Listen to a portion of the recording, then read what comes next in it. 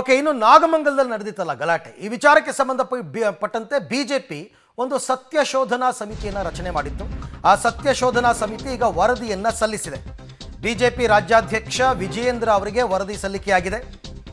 MUDA case ದಿಕ್ಕು ತಪ್ಪಿಸೋದಕ್ಕೆ ದರ್ಶನ್ ಮತ್ತು ಮುನಿರತ್ನ ಕೇಸನ್ನು ಪ್ರಸ್ತಾಪ ಮಾಡಲಾಗಿದೆ ಅಂತ ಸರ್ಕಾರದ ವಿರುದ್ಧ ವಿಜಯೇಂದ್ರ ಗಂಭೀರ ಆರೋಪವನ್ನು ಮಾಡಿರ್ತಕ್ಕಂಥದ್ದು. ಮೂಡಾ ಕೇಸ್ ದಿಕ್ಕು ತಪ್ಪಿಸೋದಕ್ಕೆ ದರ್ಶನ್ ಮತ್ತು ಮುನಿರತ್ನ ಕೇಸ್ ಪ್ರಸ್ತಾಪ ಆಗಿದೆ, ಅದನ್ನು ಮುನ್ನೆಲೆಗೆ ತಂದಿದ್ದಾರೆ ಸರ್ಕಾರದವರು ಅಂತ ವಿಜಯೇಂದ್ರ ಅವರು ಮಾಡಿರ್ತಕ್ಕಂಥ ಆರೋಪ.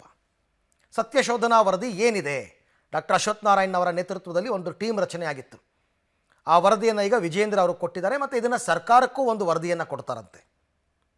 ಸರ್ಕಾರ ಅದನ್ನು ಯಾವ ರೀತಿ ಕನ್ಸಿಡರ್ ಮಾಡುತ್ತೆ ಗೊತ್ತಿಲ್ಲ.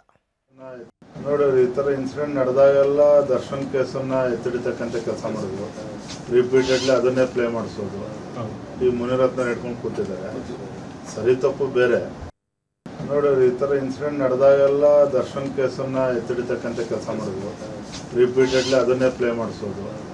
ಈ ಮುನಿರತ್ನ ಇಟ್ಕೊಂಡು ಕೂತಿದ್ದಾರೆ. ಸರಿ ತಪ್ಪು ಬೇರೆ. ನೋಡಿ, ಈ ಥರ ಇನ್ಸಿಡೆಂಟ್ ನಡೆದಾಗೆಲ್ಲ ದರ್ಶನ್ ಕೇಸನ್ನು ಎತ್ತಿಡಿತಕ್ಕಂಥ ಕೆಲಸ ಮಾಡಿದ್ರು. ರಿಪೀಟೆಡ್ಲಿ ಅದನ್ನೇ ಪ್ಲೇ ಮಾಡಿಸೋದು. ಈ ಮುನಿರತ್ನ ಇಟ್ಕೊಂಡು ಕೂತಿದ್ದಾರೆ. ಸರಿ ತಪ್ಪು ಬೇರೆ. ರಾಜ್ಯದ ಮುಖ್ಯಮಂತ್ರಿಗಳಲ್ಲಿ ನಾನು ಆಗ್ರಹವನ್ನು ಮಾಡ್ತೇನೆ.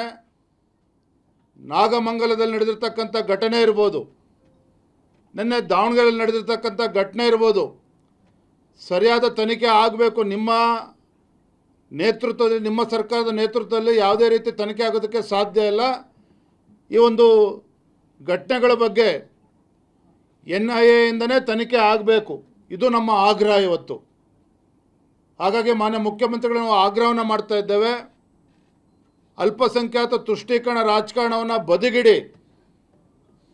ರಾಜ್ಯದಲ್ಲಿ ಇವತ್ತು ಎಲ್ಲ ಧರ್ಮ, ಎಲ್ಲ ಸಮಾಜದ ಜನರು ಕೂಡ ನೆಮ್ಮದಿಯಿಂದ ಬದುಕಬೇಕು ಅಂತ ಹೇಳಿದ್ರೆ ನಿಮ್ಮ ತಮ್ಮ ಅಲ್ಪಸಂಖ್ಯಾತ ಓಲೈಕೆ ರಾಜಕಾರಣವನ್ನು ಬದಿಗಿಟ್ಟು ಈ ಸಂಪೂರ್ಣ ಘಟನೆಗಳೇನು ನಡೆದಿದ್ದಾವೆ ಇದನ್ನು NIAಗೆ ತನಿಖೆಗೆ ಕೊಡಬೇಕು ಅಂತೇಳಿ ನಾವು ಈ ಸಂದರ್ಭದಲ್ಲಿ ಆಗ್ರಹವನ್ನು ಮಾಡ್ತಾ ಇದ್ದೇನೆ.